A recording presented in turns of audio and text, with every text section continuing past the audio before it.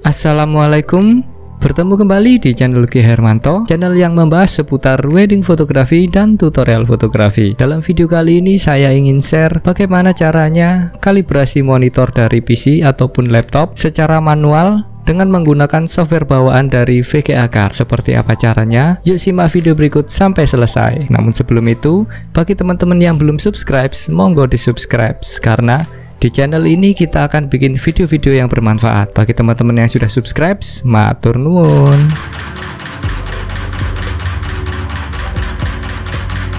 Video ini merupakan kelanjutan dari video sebelumnya. Kalau video sebelumnya itu tentang kalibrasi layar handphone, namun di video kali ini saya akan share bagaimana kalibrasi di monitor dari PC dengan menggunakan software bawaan dari VGA Card. Namun bagi teman-teman yang masih menggunakan VGA onboard atau tidak menggunakan VGA Card tambahan, saya minta maaf karena teman-teman tidak bisa untuk proses kalibrasinya, karena proses kalibrasi ini membutuhkan software bawaan dari VGA Card yang teman-teman tambahkan di PC ataupun di laptop teman-teman. Sebelum saya masuk ke cara kalibrasinya, saya ingin menjawab beberapa pertanyaan dari teman-teman yang sering menanyakan monitor apa yang saya gunakan dan spek dari PC yang saya gunakan. Untuk monitor, saya menggunakan dua monitor dengan merek yang berbeda. Dari merek yang berbeda ini jelas terjadi perbedaan karakter, baik dari warna maupun kontras dari layar tersebut. Jadi diperlukan proses kalibrasi agar bisa mendapatkan warna yang hampir sama ya. Kalau mendapatkan warna, saya belum menemukan warna yang sama, namun saya bisa mendapatkan warna yang hampir sama yang sesuai dengan hasil cetakan. Untuk monitor satu, saya menggunakan LED IPS dari ViewSonic yaitu FA2419 yang saya beli seharga 2 jutaan. Monitor berikutnya yaitu AOC seri i2352VH. Monitor AOC ini adalah LED IPS pertama saya, jadi saya belinya ketika membangun komputer yang saya gunakan untuk proses editing sekarang. Meskipun ya itu saya mulai membangunnya di tahun 2012-an, jadi sangat tertinggal jauh banget, tapi saya rasa itu cukup untuk melatih kesabaran saya untuk ketika proses editing, terutama proses editing RAW dan video. Untuk spek dari PC yang saya gunakan yaitu masih menggunakan Core i3 yang generasi ketiga, jadi itu generasi lama sekali. Kemudian RAM-nya saya gunakan RAM 8GB, jadi sebisa mungkin pasang ataupun pakai RAM yang sebesar mungkin dari kapasitas yang disediakan oleh motherboard teman-teman. Kemudian VGA, saya menggunakan VGA Nvidia 2GB, jadi nantinya software yang saya gunakan adalah software dari bawaan Nvidia untuk melakukan proses kalibrasi. Oke, itu tadi PC dan monitor yang saya gunakan. Semoga bisa menjawab pertanyaan ataupun teman-teman yang masih penasaran apa sih yang saya gunakan. Namun PC yang saya gunakan ini bener-bener cukup untuk melatih kesabaran ketika proses editing. Seperti itu. Sekedar saran bagi teman-teman yang ingin membangun ataupun merakit komputer, sebisa mungkin gunakan prosesor dengan generasi yang terbaru. Meskipun itu i3 ataupun i5, sebisa mungkin gunakan teknologi yang terbaru atau generasi terbaru. Untuk yang lainnya bisa menyesuaikan. Oke, lanjut ke proses kalibrasi. Untuk proses kalibrasi itu bisa dilaksanakan dengan dua cara, yaitu dengan menggunakan alat ataupun dengan secara manual menggunakan feeling. Untuk kalibrasi menggunakan alat itu teman-teman bisa menggunakan yang namanya Spider 5 dari Data Color. Namun di video kali ini kita akan menggunakan secara manual saja agar kita bisa mengetahui prosesnya. Untuk kalibrasi manual sebetulnya kita bisa menggunakan menu dari monitor ataupun bisa juga menu dari bawaan OS. Selanjutnya kita bisa kalibrasi menggunakan software ataupun driver bawaan dari VGA Card. Namun bagi teman-teman yang tidak menggunakan VGA Card tambahan, itu ya bisa menggunakan dua hal yang saya sebutkan tadi. Namun bagi teman-teman yang menambahkan VGA Card di PC-nya, kita bisa menggunakan menu ataupun software dari VGA Card, itu bisa lebih detail dan bisa mendapatkan warna yang hampir mendekati dari hasil cetakan. Oke. Untuk proses kalibrasi ini perlu beberapa hal. Yang pertama yaitu software bawaan dari VGA Card. Karena saya menggunakan VGA dari Nvidia, maka yang saya gunakan adalah Nvidia Control Panel. Mungkin bagi teman-teman yang menggunakan ATI Radeon, itu ada juga kok software yang bisa digunakan untuk kalibrasi. Yang berikutnya adalah hasil cetakan dari lab tempat kita biasa atau tempat langganan kita untuk cetak. Jadi sebenarnya sudah saya jelaskan di video sebelumnya tentang kalibrasi handphone, mungkin teman-teman bisa lihat secara detail di sana. Jadi sebisa mungkin untuk foto yang jadi patokan ini kita sebisa mungkin kita cetak tanpa koreksi ataupun langsung cetak dari tempat cetak kita. Biasanya lambangnya di sini ada N, dan N. Detailnya ada di video sebelumnya. Hal yang berikutnya yaitu sediakan waktu luang, karena proses kalibrasi ini sangat membutuhkan waktu, sangat membutuhkan kejelian. Itu tadi hal yang diperlukan untuk proses kalibrasi. Untuk proses kalibrasi ada beberapa hal yang membuat penyimpangan dari proses kalibrasi. Yang pertama adalah software atau aplikasi yang akan kita gunakan untuk membuka foto yang akan kita buat sebagai patokan.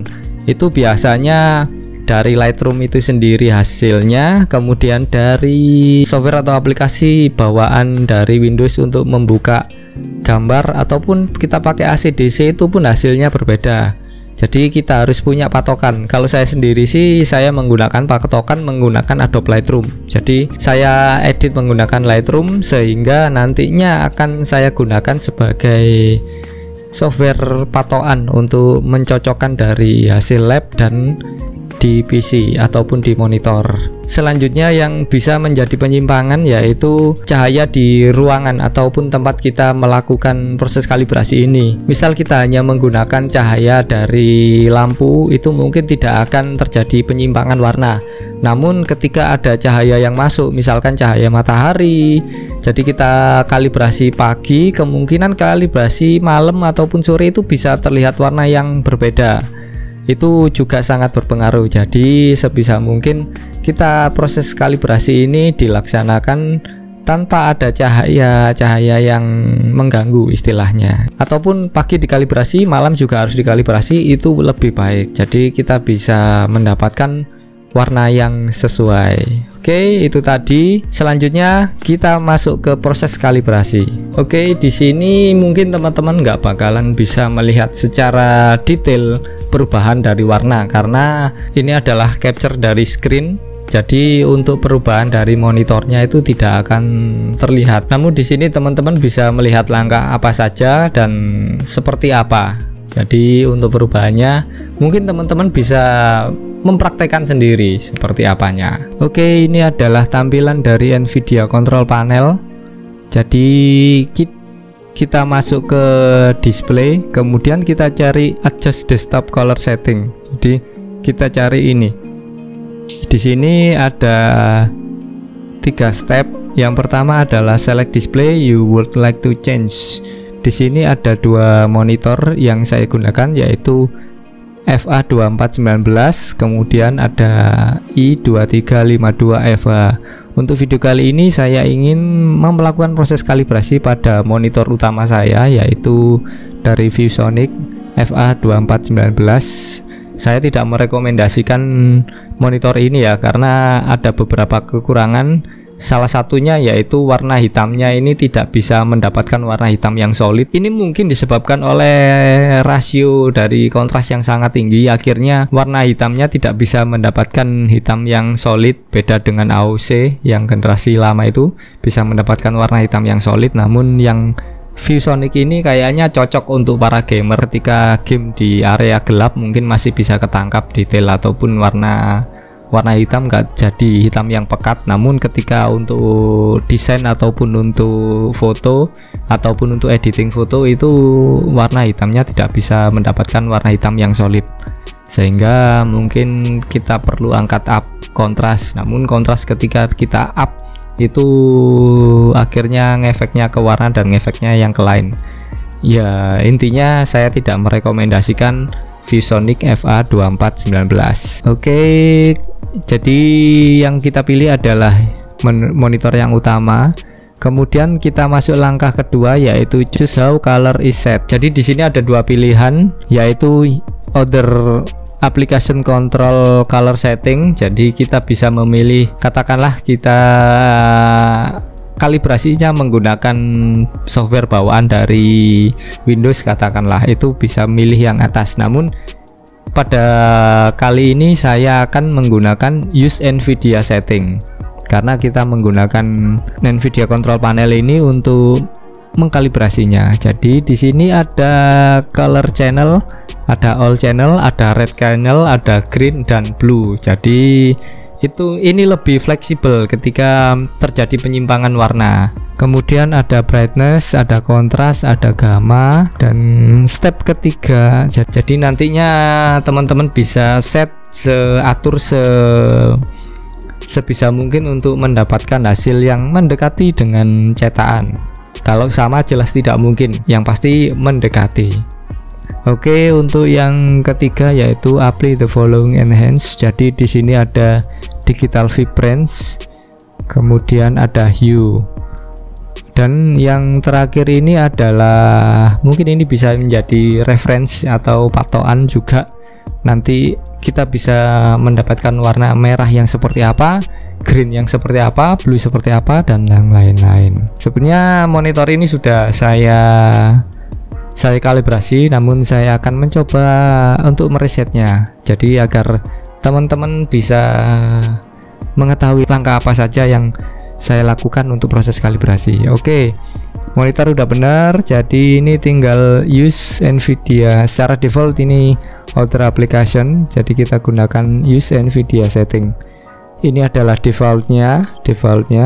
Kemudian ini sudah terjadi perbedaan warna yang atau kontras yang sangat signifikan. Ini adalah defaultnya 50-50% sama gamanya 1. Jadi kita akan coba untuk proses kalibrasi.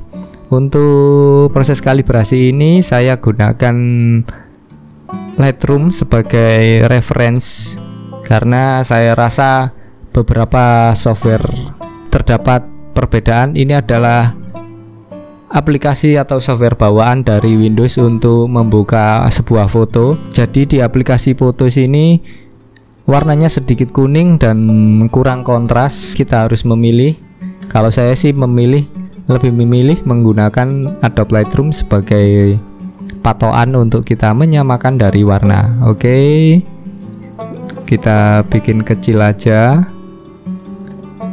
Oke, kita minimize, kemudian kita masuk ke ini. Oke, kita masuk ke brightness-nya. Jadi yang pasti warna dari ini jelas saya tidak bisa mendapatkan apa yang saya inginkan, karena warna dari cahaya sekitar ataupun cahaya yang saya gunakan untuk video YouTube ini jelas berbeda dari saya ketika proses editing. Jadi ini hanya sebagai contoh saja ya, jadi jangan gunakan sebagai patokan. Oke, kemudian kita atur brightness-nya. Kita kayaknya terlalu putih, atau brightness ini bisa teman-teman masuk ke websitenya Photo Friday. Jadi di Photo Friday ini teman-teman bisa, jadi di web photofriday.com ini menyertakan tentang brightness dan kontras sih. Jadi ini bisa kita gunakan sebagai patokan untuk kita proses kalibrasi. Ini untuk warna putihnya sebisa mungkin ini ada 3 detailnya sih, sudah saya jelaskan di video sebelumnya tentang kalibrasi layar handphone. Ya intinya kita bisa dapatkan tiga lingkaran ini, kemudian yang hitam juga gitu, dapat 3 lingkaran. Kita akan coba untuk apakah bisa mendapatkan 3 lingkaran yang sesuai dengan atau yang kita inginkan. Oke, kita cari perlahan. Kalau terlalu gelap nantinya warna hitam nggak bisa solid. Kalau terlalu terang kita nggak bisa mendapatkan warna lingkaran warna putihnya. Jadi ini kayaknya di angka 47-an. Kemudian kita coba kontrasnya, kita bikin agak kontras. Oke, kita dapat di 57. Kemudian gamanya kita biar bisa dapat hitam yang agak, ataupun hitam yang agar bisa mendapatkan warna hitam yang solid. Ini 95. Oke, dari ini sudah. Kita langsung lagi ke foto, kita cek hasilnya. Kayaknya ini sudah mendekati. Kemudian kita sudah mendekati digital, kita turunkan digital vibrance-nya. Digital vibrance ini arahnya ke warna dari foto. Kita kayaknya sudah oke di 47. Kita coba di foto yang lain. Apakah bisa mendapatkan warna yang sesuai. Oke, kayaknya itu masih terlalu putih. Jadi kita coba untuk menurunkan gamanya. Oke, kita bisa dapat di gamma, coba di 87. Jadi ini masih terlalu vibrance, jadi kita turunin dikit lagi vibrance-nya. Enaknya kita menggunakan software bawaan dari VGA Card ini ada digital vibrance dan hue-nya. Namun hue biasanya nggak saya utak-atik, karena cukup menggunakan ini saja kita sudah bisa mendapatkan warna yang sesuai dengan yang kita inginkan. Jadi ini sudah sesuai. Kita coba ke foto berikutnya. Oke, kita coba ke foto berikutnya. Kita bisa dapatkan warna yang hampir sama, kemudian kecerahan yang hampir sama. Oke, kemudian kita cek di foto yang terakhir. Ada 4 buah foto yang jadikan reference. Ini kayaknya sudah dapat warna maupun kecerahannya. Oke, kayaknya ini sudah oke. Kita sudah dapat warna yang mendekati dengan hasil cetakan. Oke, jadi kayaknya ini kurang vibrance sedikit.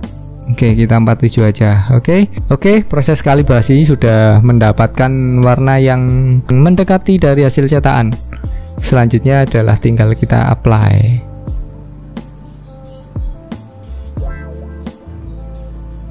Yes, karena kita sudah dapat warna yang kita inginkan. Seperti itulah langkahnya. Jadi tinggal kita ngatur brightness, kontras, gamma, kemudian digital vibrance. Namun kita harus punya patokan.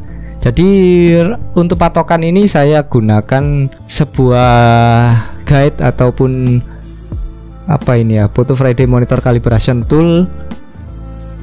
Ini untuk mengatur brightness dan kontrasnya serta gamanya untuk bisa mendapatkan exposure yang sesuai. Oke, sementara itu dulu. Jadi untuk proses kalibrasi ini kita membutuhkan satu software bawaan dari VGA Card, yaitu kalau saya gunakan Nvidia Control Panel. Yang kedua yaitu kita butuhkan hasil cetakan dari lab yang tidak dikoreksi, itu sebagai patokan. Kemudian kita juga butuh aplikasi atau software yang nantinya kita buat sebagai reference juga. Untuk itu saya menggunakan Adobe Lightroom karena saya proses editingnya di sana, jadi saya gunakan untuk reference juga. Dan yang terakhir adalah waktu luang dan kejelian, karena kita benar-benar butuh kejelian, kita butuh feeling apakah sesuai atau tidak. Mungkin untuk kalibrasi saat ini sesuai, nanti malam beda lagi. Ya enggak masalah, yang penting kita mendapatkan hasil yang sesuai dengan cetakan. Oke, sementara itu dulu. Bagi teman-teman yang masih ada pertanyaan atau masih bingung, silahkan lanjut di kolom komentar. Atau teman-teman mau menyarankan video apa selanjutnya yang akan kita buat, silahkan tulis di kolom komentar. Semoga bermanfaat, terus berkarya dengan kerendahan hati, sehat selalu, sukses selalu, dan wassalam.